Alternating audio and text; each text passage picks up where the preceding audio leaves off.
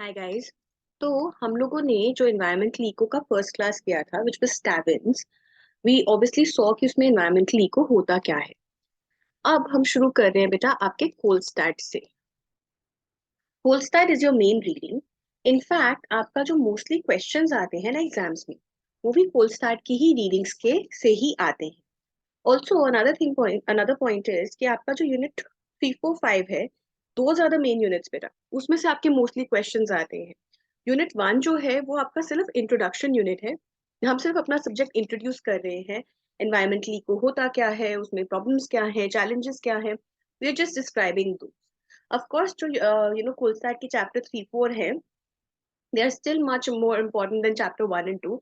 In the first two chapters, we are just simply introducing environmental eco to you. So there's not much which can be tested in the exams. So this is something that you should just watch, and obviously, for everything, you should just do the notes and the videos. Wherever we feel that you need to read the readings, I will let you know. कुछ चीजें ऐसी हैं unit 1 के अंदर जिसके अंदर हम लोगों के पास बहुत सारे पेपर्स हैं to understand the real importance and the real issue that we are talking about, those articles are there. Because the paper assumes कि आपको अभी एनवायरमेंटल इको के बारे में कुछ भी नहीं पता है, इसीलिए वो आपको रीडिंग्स दी गई है, right? So I will tell you which ones are important और नॉट ड्यूरिंग द जर्नी। तो चैप्टर 1 में हम जो कर रहे हैं उसमें हम डिफाइन कर रहे हैं कि इन्वायरमेंटल इको बेटा होता क्या है। Environmental eco वो eco है which is concerned about the impact of the economy on the environment. You see, why is this impact so important? अगर बेटा हमारी पॉपुलेशन थोड़ी सी होती वर्ल्ड की, और वो पॉपुलेशन हमारी सस्टेनेबल होती, तो हमारे पास जो एनवायरनमेंट है वो सारा पोल्यूशन अब्सॉर्ब कर लेता। We would not need to study environmental eco. But over the last, few decades, few centuries actually, हमारी population बहुत ज़्यादा बढ़ गई है. Not just Delhi's or India's, the world population.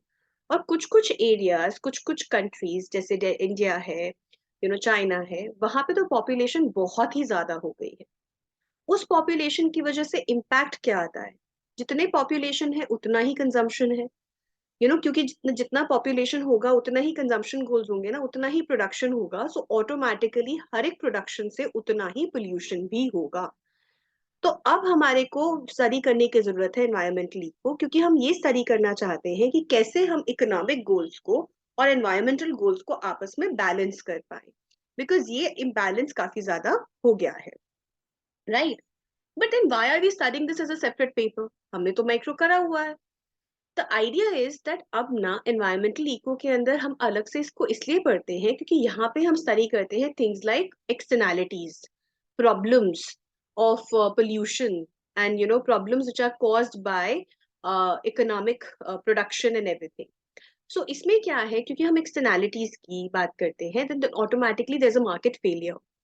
हमारे पास मार्केट बेस्ड सोल्यूशन नहीं है। जैसे अगर मुझे मिल्क का स्टडी करना है तो मैं मिल्क का प्रोडक्शन स्टडी करूंगी, डिमांड सप्लाई स्टडी करूंगी, तो मेरे पास आ जाएगा मिल्क का क्या प्राइस होना चाहिए। हम पोल्यूशन का कैसे प्राइस निकालें? कोई कंज्यूम ही नहीं करना चाहता।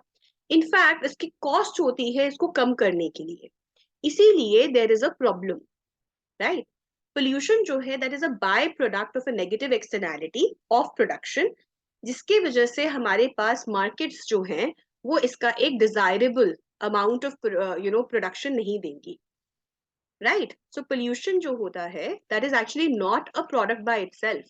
उसको प्रोड्यूस नहीं करता है कोई, इट्स अ बाय प्रोडक्ट। वो अपने आप बन जाता है, जिसकी मार्केट एग्जिस्ट नहीं करती। क्योंकि इसकी मार्केट एग्जिस्ट नहीं करती, इसीलिए इसके अंदर एक इक्विलिब्रियम मिल पाना इज नॉट पॉसिबल, जिसकी वजह से हमें ये स्टडी करना है कि हमारा socially desirable level of pollution क्या होगा और हम उसको कैसे अचीव करेंगे। नाउ मेनी पीपल से कि मैम पोल्यूशन तो जीरो होना चाहिए ना। पोल्यूशन बेटा जीरो नहीं हो सकता। पोल्यूशन को जीरो करने का मतलब है कि हम हंटिंग टाइम्स में चले जाएं वापस, या हम एग्रीकल्चर प्रोडक्ट्स पे चले जाएं वापस, जो कि पॉसिबल नहीं है। अगर हमें प्रोडक्शन करनी है, even your sugar also produces pollution, bricks produce pollution, pens produce pollution, laptops produce pollution. हर एक चीज जो हम आज कंज्यूम करते हैं वो प्रोड्यूस होती है। वो प्रोडक्शन जब होती है तो पोल्यूशन होता ही होता है, विच मीन्स पोल्यूशन मेरा जीरो नहीं हो सकता। हमारे को पोल्यूशन कुछ पॉजिटिव लेवल पे ही लेना पड़ेगा, लेकिन हमें ये देखना है कि कितना पोल्यूशन होना चाहिए. All right, which is why I'm saying there are 5 questions which we need to answer, which environmental eco deals with. Number one, number one, pollution क्यों create किया जाता है, या फिर what are the incentives to create pollution? Of course, I'm going to talk about each of these, but I'm going to list down the questions first so that it gives you also some time to think about the answers yourself. What are the costs of cleaning pollution?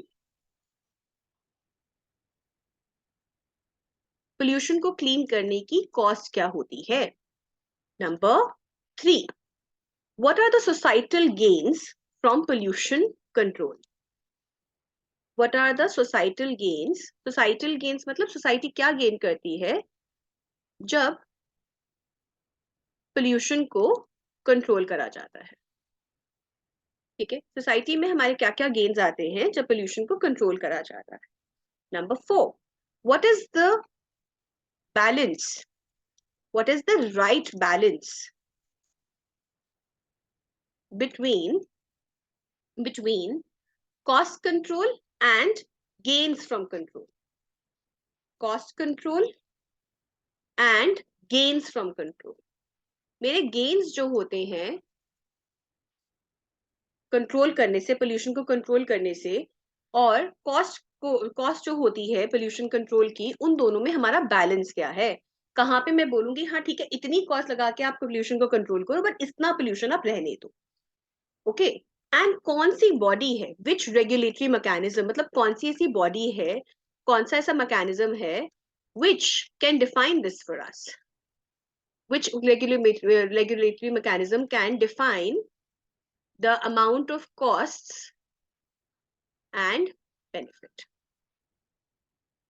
Okay, let's understand these one by one. So हमारा first question क्या है? What are the incentives to create pollution? हमारे पास pollution generate क्यों होता है, हमारे पास pollution आता ही क्यों है? यू सी, हमारे पास पोल्यूशन क्यों आता है? पोल्यूशन इसलिए आता है क्योंकि मुझे प्रोडक्शन करनी है. प्रोडक्शन करने का बाय प्रोडक्ट जो है दैट इज पोल्यूशन. क्योंकि हमारा बाय प्रोडक्ट है पोल्यूशन, इसलिए हमारे को पोल्यूशन इसलिए क्रिएट करना पड़ता है क्योंकि हमें प्रोडक्शन करना है. What the cost of cleaning pollution? Pollution को क्लीन अप करने की जो कॉस्ट है that can not, you know, how do you measure that?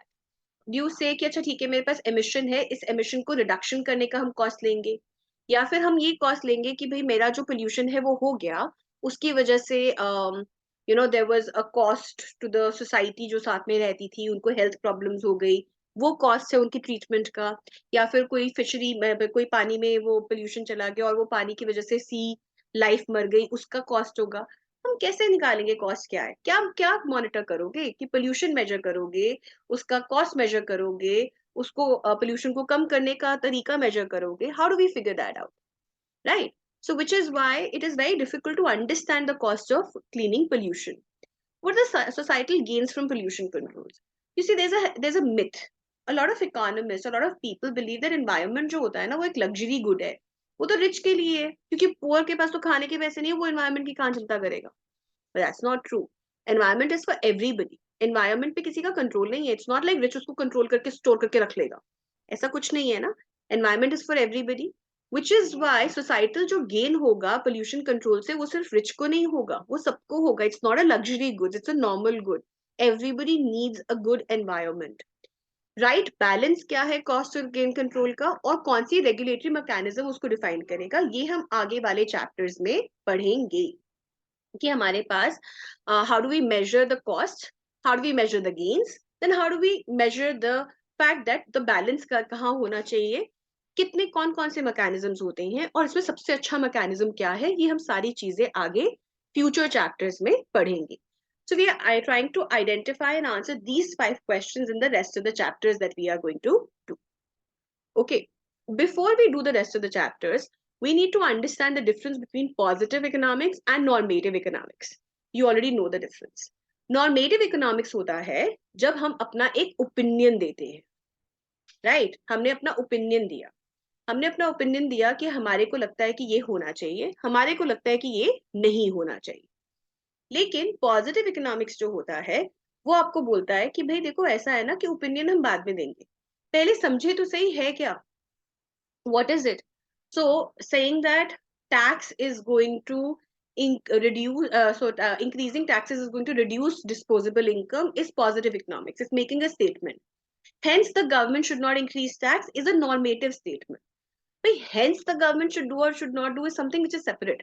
हम नहीं उसमें जा रहे हैं, हम तो ये देख रहे हैं कि हमारा जो environmental eco है इसके अंदर क्या करने से क्या होगा, क्या what are the things which are there, क्या करने से क्या होगा, वो करना चाहिए कि नहीं करना चाहिए उसके ऊपर अभी हम नहीं जाएंगे, right? And we also have to understand what is the difference between environmental eco versus ecological eco. environmental eco और ecological economics में क्या क्या फर्क होते हैं? So I'm going to do it traditionally, the way we used to do traditional differences. तो हमने differences करे environmental and ecological. Environmental eco is considered with the study of the environment. Environment कैसा है, environment में क्या हो रहा है, and everything. Ecological eco, on the other hand, beta, is considered as a study of human and the economy. So environmental eco is all about the environment and the economy. कि environment में हमारे क्या क्या हो रहा है, what are the paradigms that we need to consider and everything. And ecological के अंदर हमारे जो पैराडाइम्स हम कंसिडर करते हैं they are considered with respect to humans and the economy. Okay, second difference, environmental जो है कन्वेंशनल इकोनॉमिस्ट बिलीव करते हैं कि जो वैल्यू है सोसाइटी को वो इंडिविजुअल वैल्यूज जो है जो ह्यूमंस होल्ड करते हैं उनसे आती है। ओके, सो व्हेन आई से this what do I mean? I mean कि अगर मैंने लेट्स सपोज एक पार्क को क्लीन अप किया गार्बेज से, तो उस पार्क के क्लीन अप की वैल्यू जो है that will be derived by the individuals who are using that park, and वो इंडिविजुअल्स का हम यूटिलिटी निकाल के सबको ऐड करेंगे तो हमारे पास एनवायरमेंटल कॉस्ट आ जाएगी या बेनिफिट आ जाएगा उस पार्क के क्लीन अप का। ecological eco is based on a more fundamental value. It is a biophysical approach. It is a biophysical approach. What does that mean? It means that it is a study of figuring out the atoms or the molecular level पे हमारे पास क्या क्या environment है, क्या ecosystem है, उसका study है। Okay, number 3, environmental eco जो है it's a system which believes in the value of a good stem from basically कि individuals जो है वो final good पे कितना value लगाते हैं। अगर हम एक गुड की वैल्यू देखें तो एनवायरमेंटल टर्म्स में हम ये देखेंगे कि भाई इंडिविजुअल्स जो हैं वो कितनी वैल्यू लगाते हैं ऑफ द गुड, मतलब उनको ये लगता है, वो हम ये फिगर आउट करेंगे कि उसके लिए उस इंडिविजुअल के लिए गुड कितना इंपॉर्टेंट है, कितनी वैल्यू वो लगा रहा है, उसके बेसिस पे हम एनवायरमेंटल इको के टर्म्स में हमारे वैल्यू ऑफ द गुड निकालेंगे। इकोलॉजिकल टर्म्स में वैल्यू ऑफ द गुड जो है that comes from the embodied energy, energy content कितना है उस गुड का, उसके बेसिस पे हमारा वैल्यू ऑफ द गुड निकलेगा, which of course does not make sense, right? मतलब you should be asking कि हम ये वाला कर ही क्यों रहे हैं, why are we doing this difference? This difference never comes in the exam. We are simply doing this difference for you to know कि environmental eco जो है बेटा वो ecological eco जैसा नहीं होता।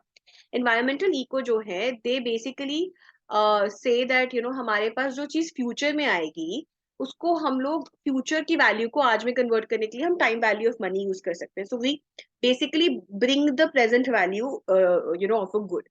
लेकिन इकोलॉजिकल इकोनॉमिस्ट जो हैं उनके पास तो जस्टिस बेस्ड अप्रोच होता है, वो बस बेसिकली ये बोलते हैं कि हमारा sustainability is the only concern, is the main concern, उसके अलावा हमें किसी और चीज से फर्क नहीं पड़ता।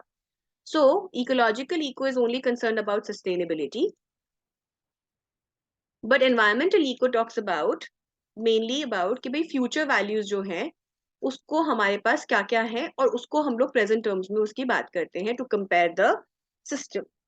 Basically ecological eco is more normative, मतलब ये बहुत जजमेंट बेस्ड इको होता है, लेकिन environmental eco is more positive. We are trying to figure out the impact of each thing on the economy, right? And in the same manner हम लोग environmental eco और resource economics में भी फर्क निकालते हैं. What is the difference between environmental eco and resource economics? So जो resource economics है वो हमें बताता है कि हमारे जो रिसोर्सेज हैं, रिन्यूएबल एग्जॉस्टिबल रिसोर्सेज जो हैं उनका हमारे को कैसे यूज करना चाहिए. What is the use and production and use, मतलब हम प्रोड्यूस कैसे करेंगे रिसोर्सेज और इनको यूज कैसे करेंगे, चाहे वो एग्जॉस्टिबल हो, चाहे वो नेचुरल हो, चाहे वो इनएग्जॉस्टिबल हो. So that is what resource economics is all about. Environmental eco, on the other hand, beta, is actually a study, which is a study of pollution, which is a study of the pollution in the market, or figuring out whether there is not sufficient resources to be, in the market. So हमारे को ये figure out करना कि भाई अभी हमारे पास कौन से resources हैं, उनसे कितना pollution हो रहा है, वो सब चीजें भी हम लोग study करते हैं environmental eco में. So pollution or the negativity is the main source of environmental eco. Environmental eco के अंदर हमारे पास time जो है that is not really the issue, because जब हम देख रहे हैं कि हमारे पास let's say दिल्ली के अंदर कितना pollution है, तो हम ये देखेंगे कि भाई दिल्ली के अंदर कितना pollution ठीक है, कितना होना चाहिए. हम ये नहीं बोलेंगे कि जनवरी में इतना है तो फरवरी में इतना होना चाहिए. So it's a very static economics. It's a very static economics. So we just say that simply कि हमारे पास इतना ही pollution होना चाहिए, इससे ज्यादा नहीं होना चाहिए. लेकिन resource economics is very dynamic by nature. It is dynamic by nature because हमारे पास जो exhaustible resources होते हैं वो they are important. Like for example, अगर आपने एक forest को काटना शुरू करा, और उसको अगर आप बोलोगे कि मैं फॉरेस्ट को जो काट रहा हूँ वो मैं धीरे धीरे काटूंगा, तो जितना मैंने पीछे काटा उतने ही मैंने आगे पेड़ लगा दिए. तो बेसिकली अगर आपने एक फॉरेस्ट को काटना शुरू किया, when you start cutting a forest, basically let's say this is your forest, you start from here and you cut it slowly. तो जैसे आपने यहाँ पे करा, तो इतने पेड़, ये वाले जो पेड़ है वो आपने यहाँ पे लगा दिए. तो जब तक आप नेक्स्ट लेयर पे जाओगे तब तक ये पेड़ बढ़ जाएंगे. फिर जब आप ये लेयर काटोगे तो यहाँ पे आपने पेड़ लगा दिए. तो basically then you're only having one patch at a time, which means that then by keep doing this on a rotation basis, this resource can be used indefinitely. So that is the problem of resource economics. Resource economics बोलेगा कि भाई मुझे बताओ कि मैं इस चीज को कैसे धीरे धीरे काटूं ताकि मैं पूरी जिंदगी या पूरे लाइफ टाइम के लिए या हमेशा के लिए इसको चला पाऊं. एनवायरमेंटल इको बोलेगा भाई मुझे काटने पीटने से इंटरेस्ट नहीं है, मुझे ये फिगर आउट करना है कि भाई पोल्यूशन को कैसे रोकना है, पोल्यूशन को हम कैसे कम करें दिल्ली के अंदर. Okay. Environmental eco is a market failure problem. ठीक है. मार्केट फेलियर प्रॉब्लम क्यों है? क्योंकि हमारे पास इसकी मार्केट नहीं एग्जिस्ट करती. जिसकी मार्केट नहीं एग्जिस्ट करती हम उसको स्टडी कर रहे हैं. रिसोर्स के अंदर हम स्टडी कर रहे हैं बेटा टाइम.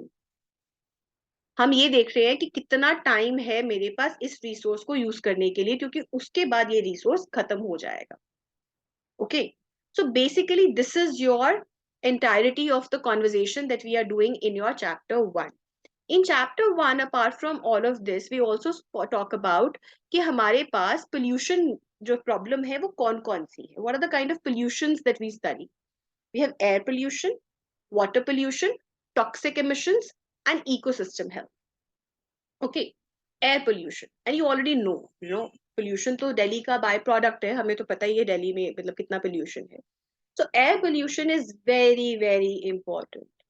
एयर पोल्यूशन के अंदर हम लोग बोलते हैं कि देर आर इम्प्योरिटीज, जो हमारी सल्फर डाइऑक्साइड है, कार्बन डाइऑक्साइड है, ग्रीन हाउस गैसेज हैं, वो सारी की सारी जब हमारे एयर में आ जाती है तो उसको हम एयर पोल्यूशन बोलते हैं. एयर पोल्यूशन जो है वो काफी सारी गैसेस की वजह से होता है. और जब सनशाइन मतलब जो सन आता है तो ओजोन की जो लेयर है अगर वो डिप्लीट हो जाती है एयर पोल्यूशन से, तो सन की जो रेज हैं they are more harmful than with the layer. तो यूवी लेयर प्रोटेक्शन हमारे एनवायरनमेंट में ऑलरेडी थी, लेकिन एरोजोल के यूजेस से, एयर पोल्यूशन की वजह से वो हमारी लेयर जो है वो थिन होनी शुरू हो गई है, जिसकी वजह से sun has become more harmful as compare to earlier.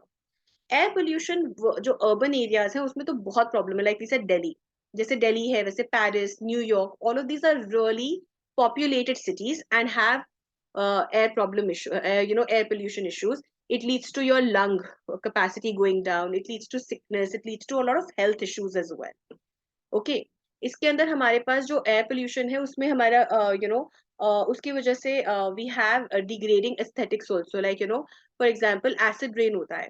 Acid rain is also a pollution which reduces the aesthetics. कहीं काफी जगह पे जहाँ पे बहुत ज्यादा हाई हाई एयर पोल्यूशन होता है, वहां पे जो बिल्डिंग्स है उनका जो फसाड है, जो बाहर का एरिया होता है, that all starts degrading. So all of these are air pollution problems. Air pollution जो है it also sometimes damages crops. हमारे पास इसकी वजह से रेनफॉल कम हो जाती है, हेज हो जाता है, फॉग हो जाता है, कार्बन डाइऑक्साइड बढ़ जाता है, ग्लोबल वार्मिंग हो जाती है. There are lots of issues which are there which are related to air pollution. Water pollution, which is our second thing. Water pollution obviously leads to many sea life being destroyed. हमारे पास जो water pollution होता है, that also leads to problems in our waterways. It leads to problems in the it leads to problems in the seafood. But majorly, water pollution also leads to problems in the drinkable water. So, people require ROs या फिर water purifiers चाहिए होते हैं to actually make the water drinkable in many countries, right? But उसकी वजह से जो poor है, जो इस water purifier को afford नहीं कर सकता, और water pollution ज्यादा है, तो वो polluted water जो है consumption हो जाती है, जिसकी वजह से there are more and more problems also. Sanitation proper नहीं हो पाता, वाटर कंटामिनेट हो जाता है, जिसकी वजह से hepatitis and there so many problems which people get. Toxic chemicals, which is our third problem in pollution. Toxic chemicals जो है they have been a problem for decades. हमारे जो फूड चेन है वो टॉक्सिक केमिकल से destroy हो जाती है. Food chain you understand right, मतलब one like how the food chain works. हमारे वाइल्ड बर्ड्स जो हैं उनके ऊपर बहुत ज्यादा प्रॉब्लम आती है, और ह्यूमन हेल्थ में सब स्पेशली टॉक्सिक केमिकल्स में we have the major problem of lead, I मतलब it has it aluminium, all of these are major problems in human health. जैसे कि जो हमारे खाने होते हैं उसमें मिलावट होती है, दैट इज टॉक्सिक केमिकल्स. हम लोग जिन बर्तनों में खाना बनाते हैं, सम ऑफ दोज बर्तन are a problem which leads to toxicity in the human body as well. And like we said earlier, जितना population बढ़ता जाता है उतना ही इन सब चीजों की problems भी बढ़ती जाती हैं. Chemical discharges are very difficult to get rid of. Chemical discharge होता है, जैसे अगर आप लोग if you actually go back to the history and read it in India, there has been Gujarat factory case, there has been so many cases जहाँ पे chemical discharge की वजह से कोई फैक्ट्री में कुछ बन रहा था, उसमें chemical discharge हो गया, जो उसके आसपास का एरिया है पूरा डिस्ट्रॉय हो गया. All of those things are also pollution which are created by the factories, right? So this is guys your chapter 1. Chapter 1 में से questions usually नहीं आते हैं, but it's very important for us to start understanding what environmental eco is all about. In chapter 2 we're talking more of more examples of something that we have done so far only. We don't do many different things right now. हम लोग का जो main units है वो unit 3 4 5 ही हैं. यहाँ पे भी हमारे लिए chapter 3 onwards are slightly more interesting and important topic. This is simply just setting the base of what environmental eco is all about. You can do it very much in detail from the notes as well. And of course, any problems you can ask me in the doubt class, or you can WhatsApp. All right.